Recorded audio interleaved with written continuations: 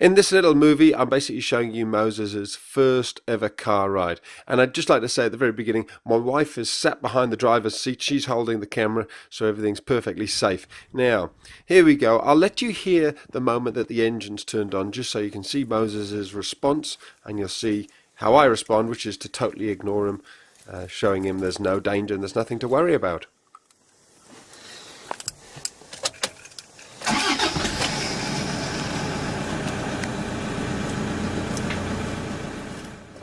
So there you go, that's the way you do it. You say absolutely nothing. You could see Moses hardly batted an eyelid, and me by me staying very calm and relaxed, you got the message there's nothing to worry about. Now here we are driving along, and dear Moses starts to climb on top of me.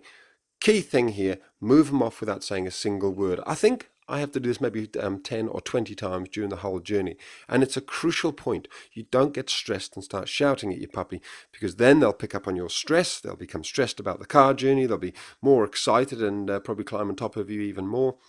However, there are a couple of tricks I've got up my sleeve. The first one is I've got a plan B, which is I would consider putting him down there in the footwell if he started getting really stressed and excited.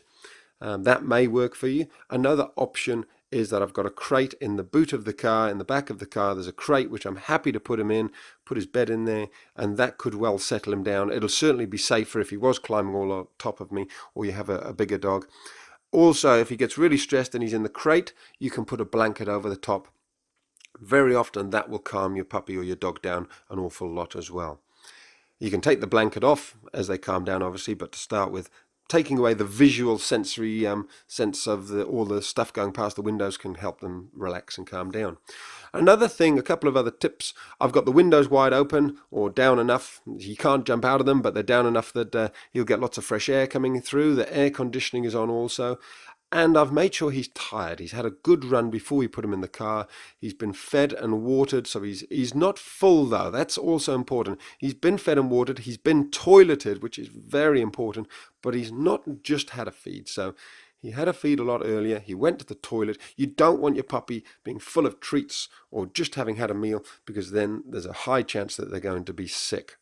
So another tip about taking a puppy out is maybe the first few journeys, just make it a 1 or a 2 minute drive at the top of the road, take your puppy out onto the grass, let them have a run around, put them back in the car and bring them home. So they have a great association with getting in the car. You may even the first few times just put them in the car and give them a pig's ear to chew on. So they absolutely love getting in the car, and they don't always associate with a big half-hour car journey. It's about a 10-minute ride for Moses off to the vets. He's going to have his second set of vaccinations here, and again here we are giving him a positive association with arriving at the vets. He's found his pig's ear, and it was interesting. Whoops, don't fall off there, Moses. It's interesting. The vet actually said to me that now he's had his second set of vaccinations, you can let him meet other puppies at puppy class.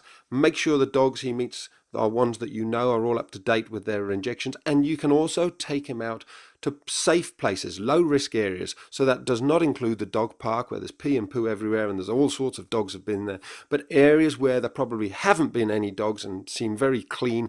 Then by all means you should be able to take him out there, walk him down the street, that sort of stuff, so long as there's not been lots and lots of dogs there making it high risk.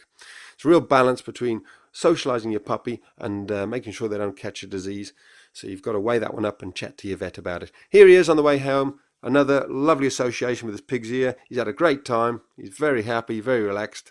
It's been an absolute success.